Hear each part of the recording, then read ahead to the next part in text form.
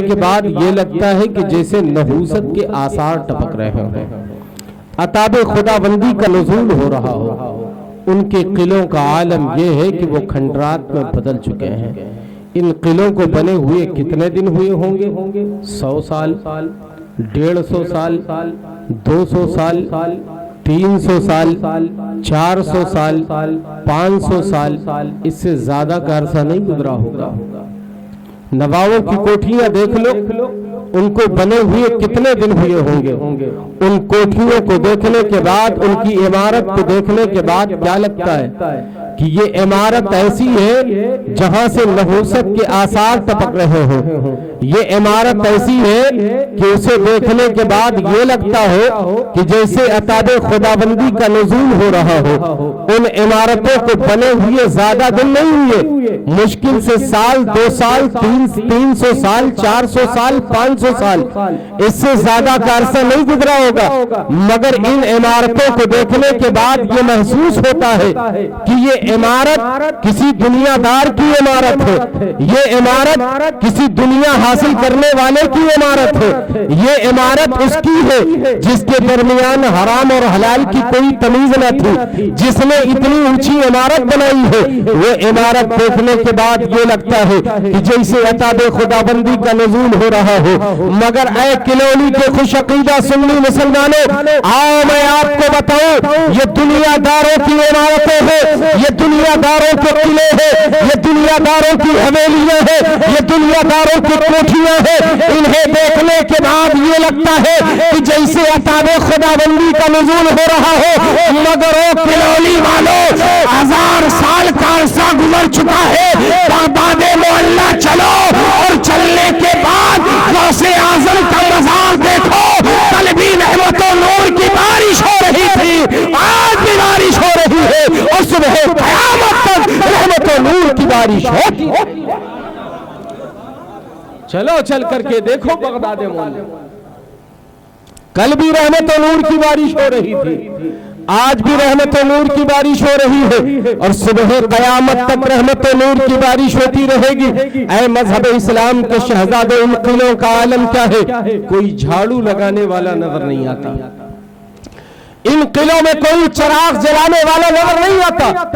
इनकी कोठियों का आलम यह है कि वीरान कोठियां पड़ी हैं, बंगले वीरान पड़े हुए हैं, जिनमें इंसान नहीं शैतानों का कब्जा हो चुका है, जिनमें इंसान नहीं जिन्नातों का कब्जा हो चुका है, जिसमें इंसान नहीं जिनों का कब्जा हो चुका है।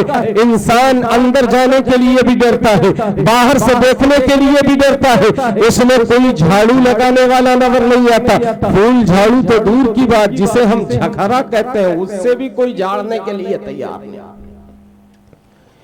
इनके किलों में कोई झाड़ू लगाने वाला नजर नहीं आता, कोई साफ सफाई करने वाला नजर नहीं आता, कोई चिराग जलाने वाला नजर नहीं आता। मगर 11वीं के मौके पे बगदाद मोहल्ला चलो और चल करके देखो, वहां वक्त का कुतुब भी मिलेगा, वहां वक्त का अब्दाल भी मिलेगा, वक्त का मुफ्ती भी मिलेगा, वक्त का मुहद्दिस भी मिलेगा, वक्त का मुकर्रिर भी मिलेगा, वक्त का मुसन्निफ भी मिलेगा। वक्त के दुनिया के अजीम व अजीम उलमा भी वहां आपको दिखाई देंगे और वलियों की जमात भी वहां आपको दिखाई देती नजर आएगी। मगर आलम क्या है? इनके किलों में कोई झाड़ू लगाने को तैयार नहीं। गौसे आजम के आस्थाने पे लोग अपने अमामे को उतार करके जरूर कशी करते हुए नजर आ रहे।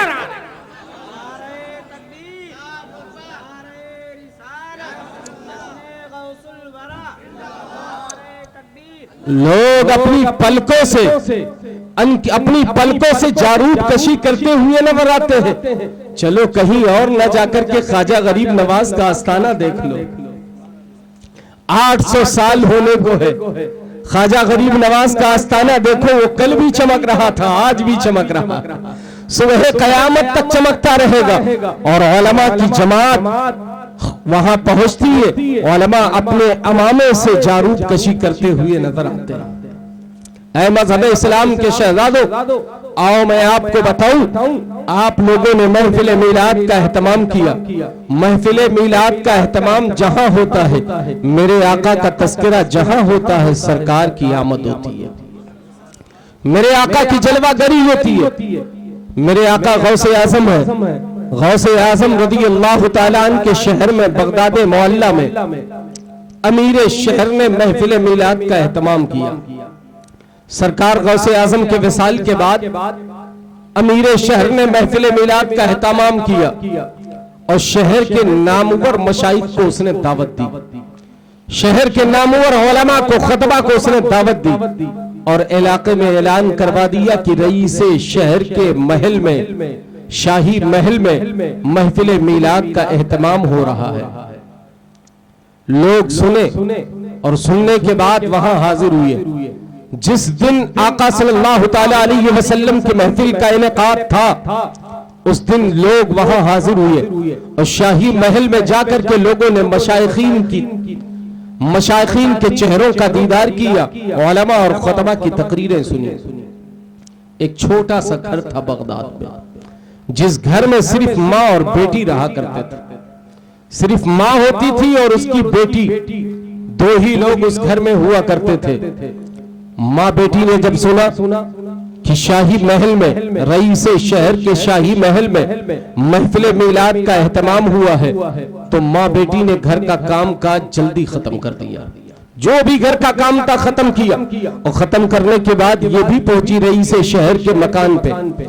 शाही महल पे जब पहुंची तो दरबान ने उन्हें रोक लिया, पूछा कहां जा रही हो?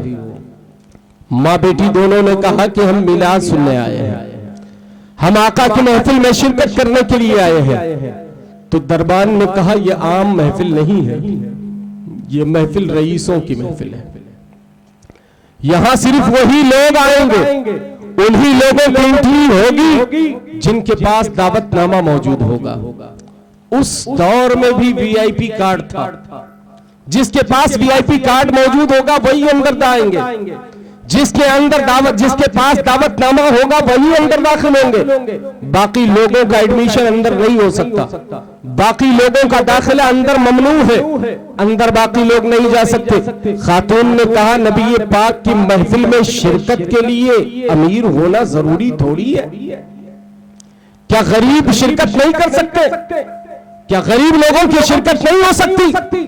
दरबान ने कहा बहस करने की जरूरत नहीं है, मैंने जितना कहा उतना सुन लो। इस महफिल में उन्हीं लोगों की शिरकत होगी जिनके पास कार्ड होगा, इस महफिल में उन्हीं लोगों की शिरकत होगी जिनके पास वीआईपी पास होगा। माँ बेटी दोनों आपस में एक दूसरे से बात करने लगी।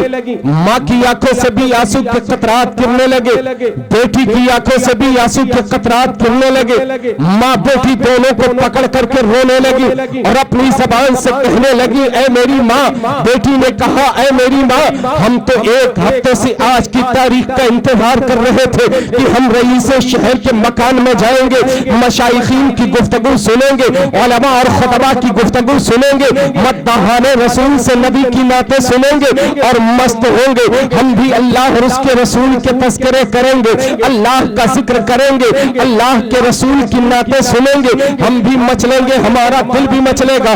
मगर ऐ माँ, हमें तो अंदर दाखिल नहीं किया जा रहा है, हमारा दाखिला ममनू कर दिया गया है, हमारा एडमिशन रोक दिया गया है, हमारी इंटरव्यू को रोक दिया गया है। माँ भी कहती है हाँ बेटी, ये कब से गरीबों की महफिल अलग होने लगी, अमीरों की महफिल अलग होने लगी। ये कैसा माहौल लोगों ने बना लिया है।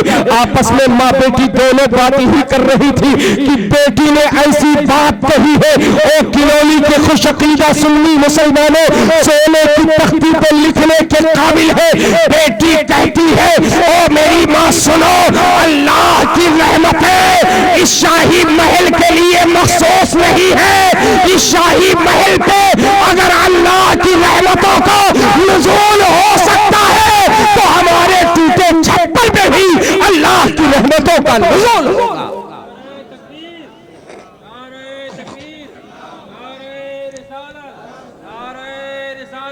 अगर रईसे शहर के शाही महल पे रहमत खुदाबंदी का नुज़ूल हो सकता है, तो हमारे टूटे छप्पर पे भी अल्लाह के रसूल की, अल्लाह की रहमतों का नुज़ूल होगा।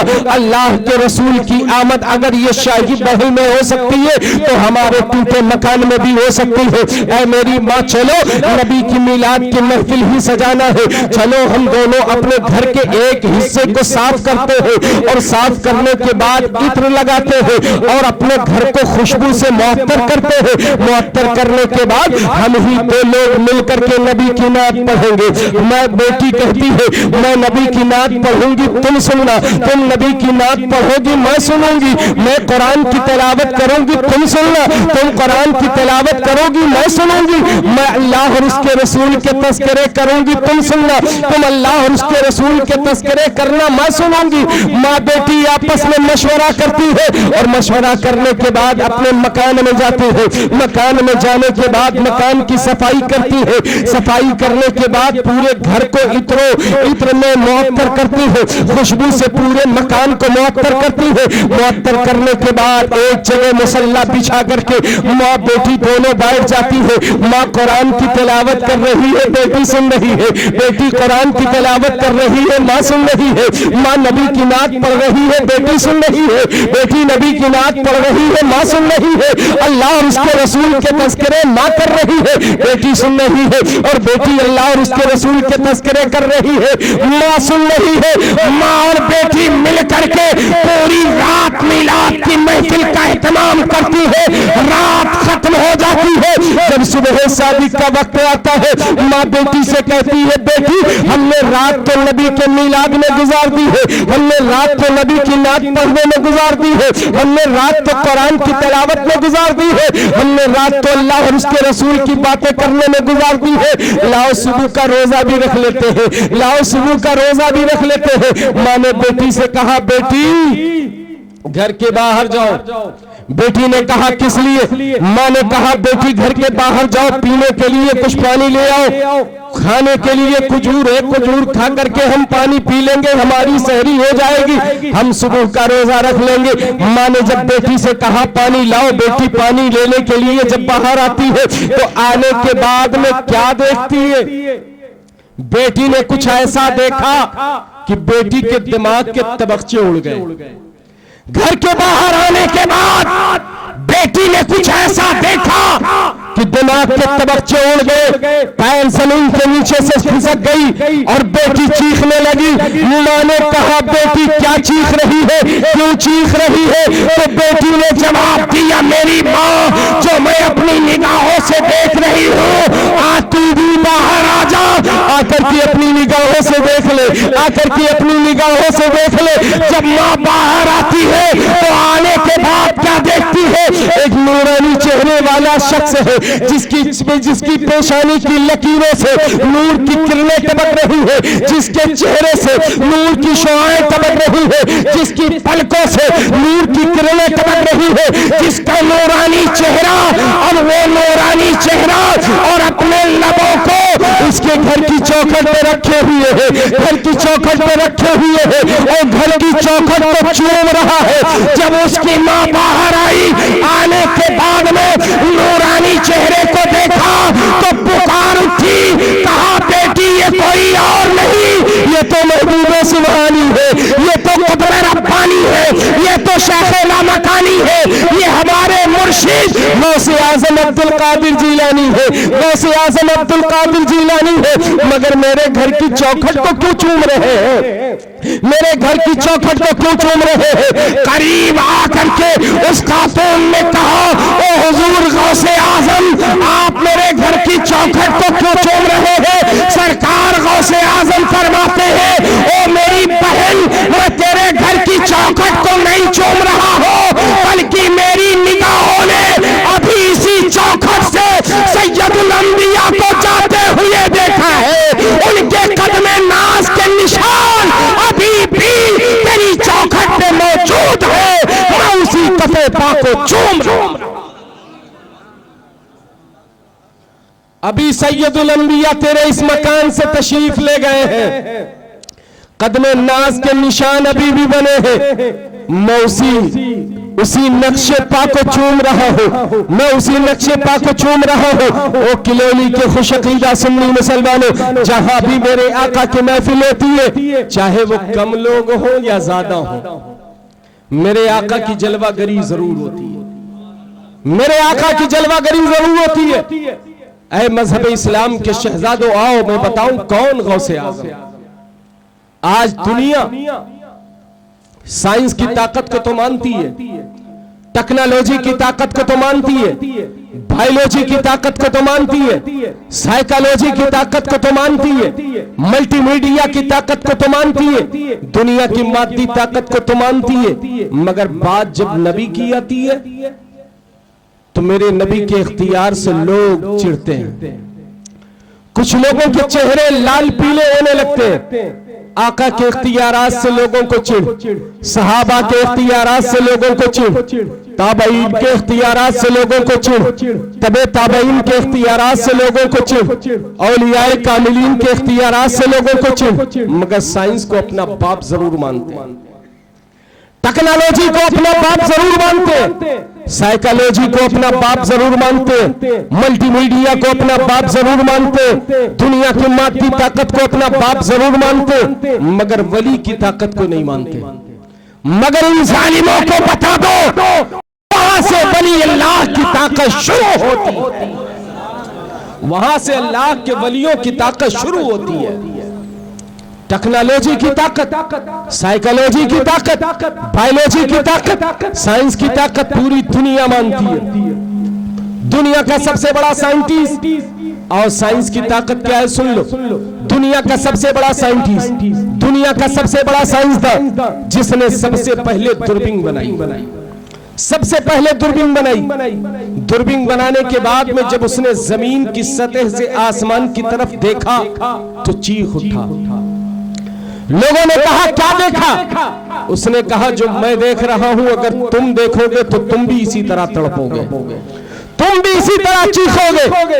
लोगों ने कहा क्या देखा? वो साइंटिस्ट कहता है मैंने जमीन की सतह से 18,000 मील की मसाफत पर एक कहकशा मैंने देखा। जमीन की सतह से 18,000 मील की मसाफत पर मैंने एक नूर देखा है, नूर। ये चांद और सूरज और सितारे तो एक बहाना है, पूरी कायनात उसी नूर से रोशन है, पूरी कायनात उसी नूर से रोशन है। ये कौन कह रहा है? एक यहूदी साइंटिस्ट कह रहा है। पूरी कायनात उसी नूर से रोशन है, उसी सितारे से रोशन है। उस सितारे का नाम साइंटिस्ट बताते हैं रेड हाइपर जाइंट। उसका नाम है रेड हाइपर जाइंट। वो इतना बड़ा सितारा है कि मुअर्रिखीन बयान करते हैं तेज रफ्तार तैयारा, तेज रफ्तार फ्लाइट जो फी घंटा 1000 मील की मसाफत को तय करता हो। इतना तेज रफ्तार जहाज जो 1 घंटे में 1000 मील की मसाफत को तय करता हो, इतना तेज रफ्तार जहाज अगर उसके गिर्द चक्कर लगाएगा तो 12,000 बरस लगेंगे। उसके गिर्द अगर चक्कर लगाएगा तो 12,000 बरस लगेंगे। साइंटिस्ट ने दूरबीन बना दी। अब दूरबीन बनाने के बाद में बाबेला मच गया, साइंसदानों की जमात में एक हंगामा मच गया। लोगों ने कहा आज एक बहुत बड़ा काम किया है, एक बहुत बड़े साइंटिस्ट ने बहुत बड़ा काम किया है, वो काम जो आज तक कोई नहीं कर पाया फला साइंटिस्ट ने किया है। सारे साइंसदानों ने मिल करके उसे दावत दी, उसे इनवाइट किया। जब वो आता है दावत में तो लोगों ने कहा हम तुझे अपना आइडियल मानते हैं। जितने साइंटिस्ट थे कहते हम तुझे अपना आइडियल मानते हैं, हम तुझे अपना गुरु मानते हैं, हम तुझे अपना पेशवा मानते हैं, हम तुझे अपना रहबर मानते हैं। वो साइंटिस्ट कहता है बात ये बताओ कि इतना मस्का क्यों लगा रहे हो, इतनी सिफारिश क्यों कर रहे हो, इतना बढ़ा चढ़ा करके क्यों बोल रहे हो, मुझसे काम क्या लेना चाहते हो ये तो बताओ, मुझसे काम क्या लेना चाहते हो। तो सारे साइंटिस्ट बैक जबान होकर के कहते हैं तूने वो काम किया है जो आज तक किसी ने नहीं किया।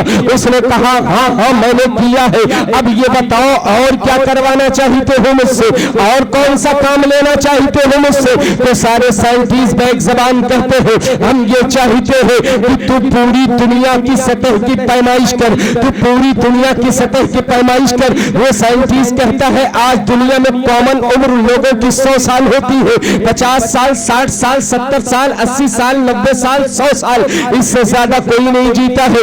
आज की तारीख में सेंचुरी पूरी होना तो बहुत दूर की बात, हाफ सेंचुरी में ही लोगों की जिंदगी तमाम हो जा रही है। अभी देखिए उतरौला गए और उतरौला जाने के बाद वो वापस आएंगे या उनकी खबर आएगी ये किसी को पता नहीं है, ये किसी को मालूम नहीं है। उसने कहा इतनी कलील उम्र में, इतनी कम मुद्दत में तुम मुझसे कहते हो मैं पूरी दुनिया की सरहदों की पैमाइश करूं, ये नामुमकिन है, बल्कि ये मुहाल है। तुम इस कलील उम्र में कह रहे हो मैं पूरी दुनिया की सतह की पैमाइश करूं, ये उम्र की औकात कुछ भी नहीं है। साइंटिस्ट कहता है अगर मेरी उम्र 12,000 मिलियन अरब साल भी हो जाए तो मैं कायनात की सरहदों की पैमाइश नहीं कर सकता।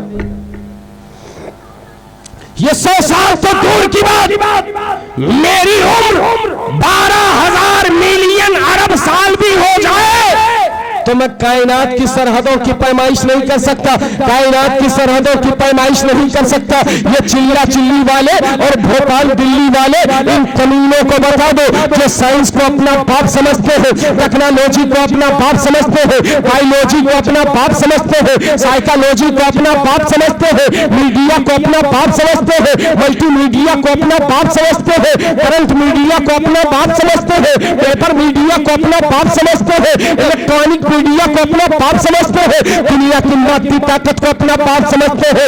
इन जालिमों को बता दो तेरे बाप साइंस ने घुटना टेक दिया, वो ये कह रहा है मेरी उम्र 12,000 मिलियन अरब साल भी हो जाए तो मैं कायनात की सरहदों की पैमाइश नहीं कर सकता। इन कमीनों से कहो ओ कमीनों तुम नबी की बात करते हो, अरे नबी तो अपनी जगह नबी का गुलाम बगदाद की धरती से ऐलान करता है नजर तो इला बिलादिल्लाही जमान तखरतलतिन अला हुक्म तसाली, मैं पूरी कायनात को ऐसे देखता हूँ जैसे कि हथेली पे राई का दाना देखा जाता।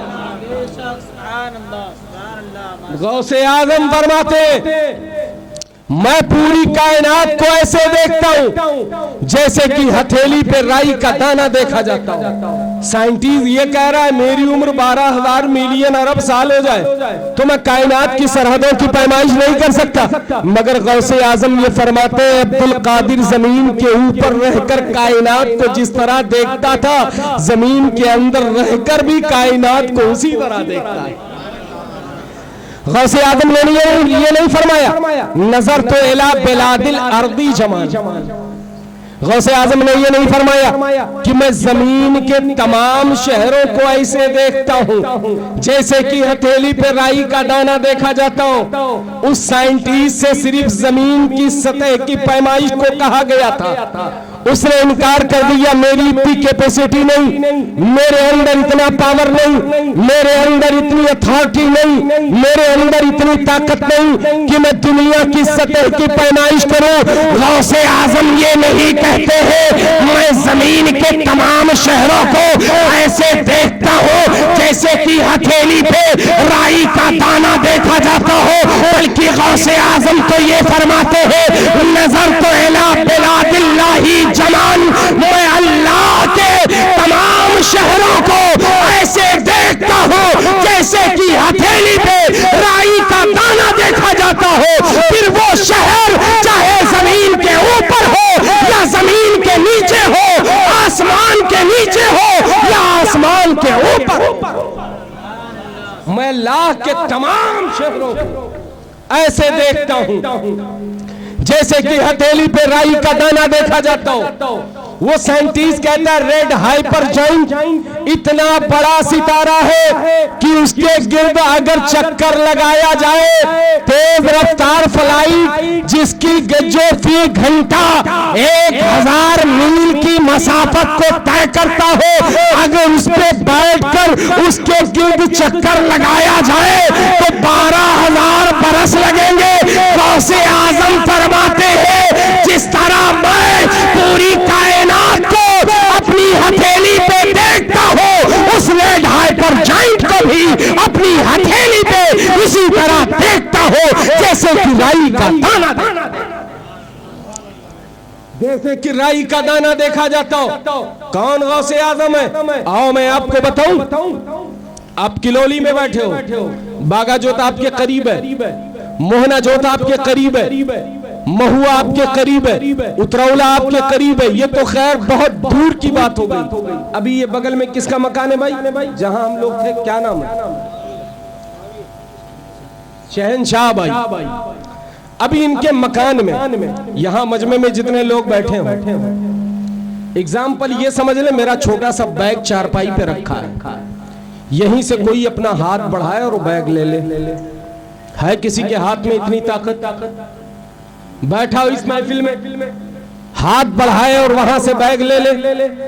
आप कहेंगे नहीं। मैं कहूं ये बताओ, यहीं से बैठे बैठे बागा जोश से अपना हाथ बढ़ा करके काम कर लो, क्या है आपके हाथ में पावर?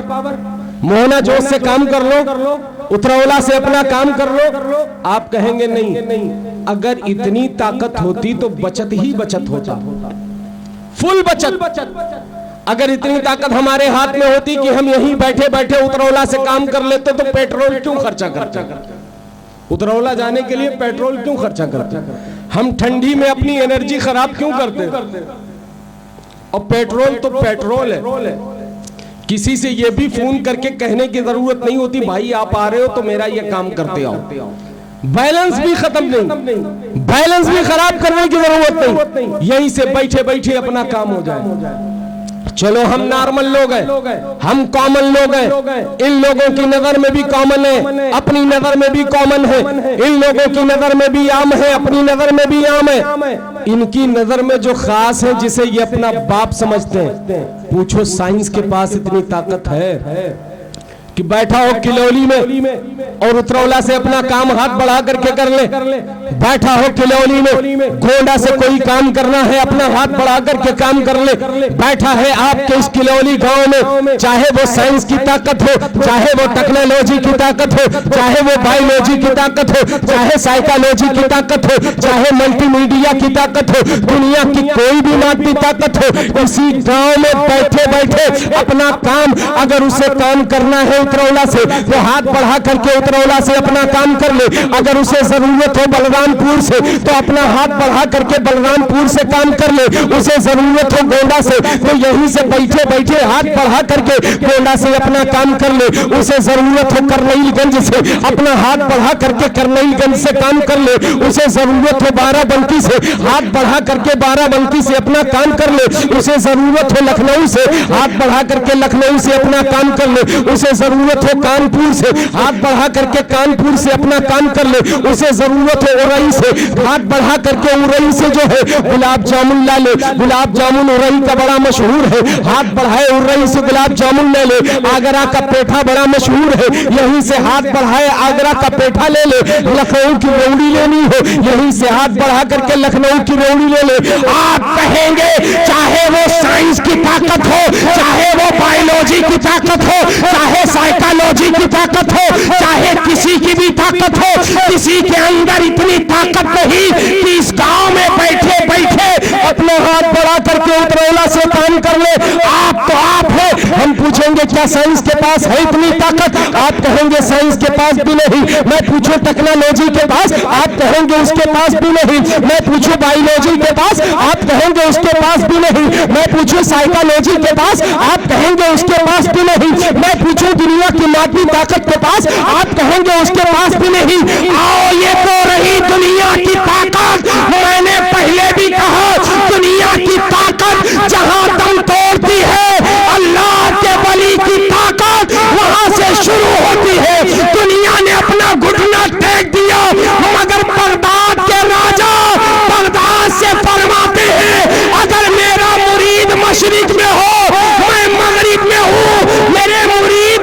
सतर खुल जाए तो मैं मगरिब से अपने हाथ को बढ़ा करके मशरिक में अपने मुरीद के खुले हुए सतर को ढक दिया। मेरा मुरीद अगर मशरिक में हो, मैं अगर मगरिब में हूं, मेरे मुरीद का सतर खुल जाए तो मैं मगरिब से अपने हाथ को बढ़ा करके मशरिक में अपने मुरीद के खुले हुए सतर को ढक दिया करता हूं। इनके बाप ने जहां घुटना टेका है वहीं से अल्लाह के वलियों की ताकत शुरू होती। कोई गिलास के पानी का बोतल है इधर? हज़रात याद रखें, दुनिया की मादी ताकतें जहां खत्म होती हैं, खाली गिलास ला लो बस जल्दी। दुनिया की मादी ताकतें जहां खत्म होती हैं वहां से अल्लाह के वली की ताकत शुरू होती है। अल्लाह के वली की ताकत शुरू होती है। दुनिया में किसी के हाथ में इतना पावर नहीं, जितनी बस उसकी कैपेसिटी है, जितने हाथ की लंबाई है, बस वहीं तक वो काम कर सकता है, उसके आगे नहीं। मगर गौसे आजम फरमाते मेरा मुरीद अगर मशरिक में है, मैं मगरिब में हूँ, मेरे मुरीद का सतर खुल जाए तो मैं मगरिब से अपने हाथ को बढ़ा करके मशरिक में अपने मुरीद के खुले हुए सतर को ढक दिया करता हूँ। और गौसे आजम ने यह नहीं फरमाया जब तक कि अब्दुल कादिर जमीन के ऊपर है ये काम कर रहा है। गौसे आजम का ऐलान है सुबह क़यामत तक जिस तरह गौसे आजम जमीन के ऊपर रह करके अपने मुरीदों की मदद करते थे, जमीन के अंदर जाने के बाद भी मुरीदों की इसी तरह मदद।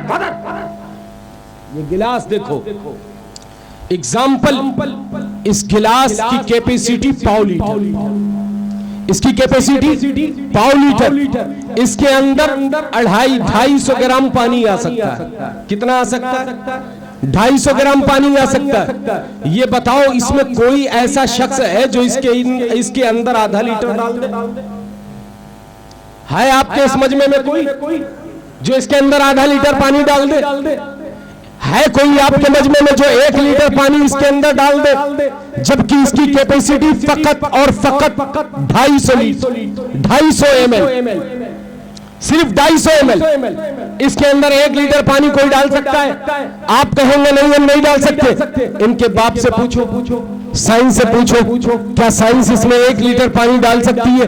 टेक्नोलॉजी के अंदर इतनी ताकत है, बायोलॉजी के अंदर इतनी ताकत है, साइकोलॉजी के अंदर इतनी ताकत है, मल्टीमीडिया के अंदर इतनी ताकत है।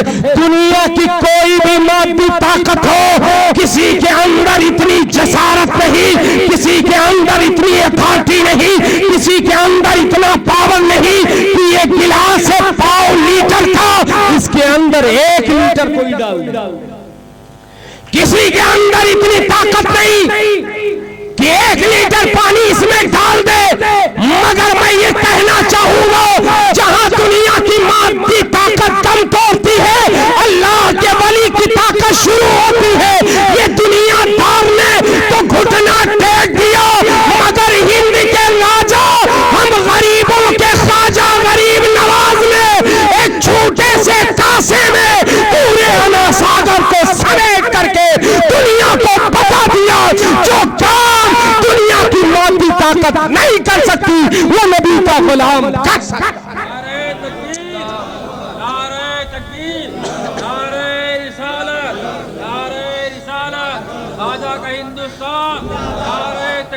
उस कासे की कैपेसिटी क्या रही होगी? क्या रही होगी कासे की कैपेसिटी? मुश्किल से 2.5 litre, 2 litre, 3 litre, 4 litre, 5 litre, इससे ज्यादा की कैपेसिटी नहीं रही होगी। मगर गौसे आजम ने दुनिया को वो करके दिखाया कि ओ दुनियादार देख ले, जो काम दुनिया की मादी ताकत मिल करके नहीं कर सकती। 1 लीटर बोतल में 2 लीटर पानी दुनिया की ताकत नहीं डाल सकती, मगर गौसे आजम ने 1 लीटर वाले कासे में हजारों करोड़ों लीटर को भर करके दुनिया को दिखा दिया। गौसे आजम ने सिर्फ कैच नहीं किया, सिर्फ एक कूजे में समंदर को भरा नहीं, दरिया को भरा नहीं, गौसे आजम ने दरिया को भर के भी दिखा दिया और उस कूजे को पलट करके दरिया बना के भी दिखा दिया, दरिया बना के भी दिखा दिया। मुंबई की सरजमीन पे एक कुत्ता पैदा हुआ था जिसका नाम था जाकिर नाइक। उस खबीस ने अहले बैत की शान में तौहीन की तो ख्वाजा गरीब नवाज के खड़ाऊ उसके सर पे ऐसे पड़े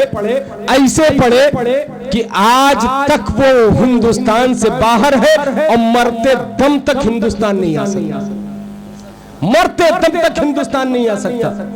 ख्वाजा गरीब नवाज से बगावत, ख्वाजा के भारत में रह करके ख्वाजा गरीब नवाज से बगावत, दुनिया में कोई भी नहीं बच सकता, कोई भी नहीं बच सकता।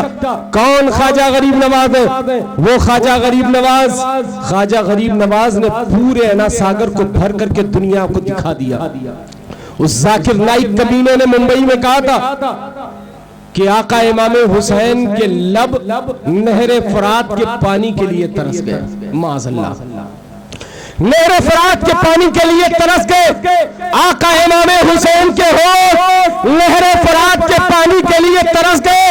और जालिम ने कहा था करबला में हुसैन मोहताज थे, हुसैन मोहताज थे, हुसैन मोहताज थे। मैंने उस जालिम को कहा, ओ जाकिर नाइक खबीस सुन ले, तूने सवाल ज़मीने करबला से कायम की है, आज जवाब अजमेर के दाता से लेता जाओ, हिंद के राजा से लेता जाओ। ख्वाजा गरीब नवाज ने पूरे अना सागर को एक कूजे में भर के दिखा दिया कि नबी के नवासे का गुलाम जब इतना पावरफुल है तो नबी के नवासे की ताकत का आलम क्या। उस जालिम ने कहा आका इमाम हुसैन के होठ नहरे फरात के लिए तरस गए। मैंने कहा जालिम, आका इमाम हुसैन के होठ नहरे फरात के लिए नहीं तरसे, बल्कि पूरा नहरे फरात लबे हुसैन के लिए तरस गए।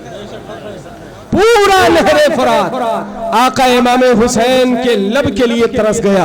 रब कदीर की बारगाह में दुआ है, मौला हम तमामी हजरात को हक सुनने, हक पर अमल करने की तौफीक और रफीक अता फरमाए।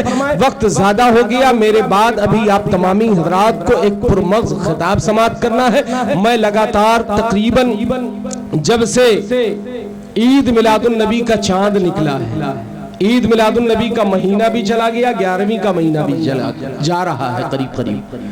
दोनों महीने में मुतवातिर मैं सफर में हूँ। बस कारी नूर अली साहब का फोन और इनकी दावत थी कि मुझे आना तो कल था, कल मेरा प्रोग्राम था, मगर इनकी दावत पे आज ही मैं हाजिर हो गया। रब कदीर की बारगाह में दुआ है, मौला हम तमामी हजरात को हक सुनने, हक पर अमल करने की तौफीक और रफीक अता फरमाए। फिर कभी इंशाअल्लाह तबारक व तआला मौका मिला तो गुफ्तगू होगी। आपको एक मुकम्मल खिताब समाअत करना है। खतीब अहले सुन्नत नाशिर मसलक आला हजरत अल्लामा मुफ्ती अब्दुल सलाम साहब क़िबला का खिताब आप तमामी हजरात को समाअत करना है। कोई हजरात अपनी जगह से नहीं उठेंगे, हजरत का खिताब सुने, उसके बाद आप तमामी हजरात अपने घर तशरीफ ले जाएं। अस्सलामु अलैकुम व रहमतुल्लाहि व बरकातहू।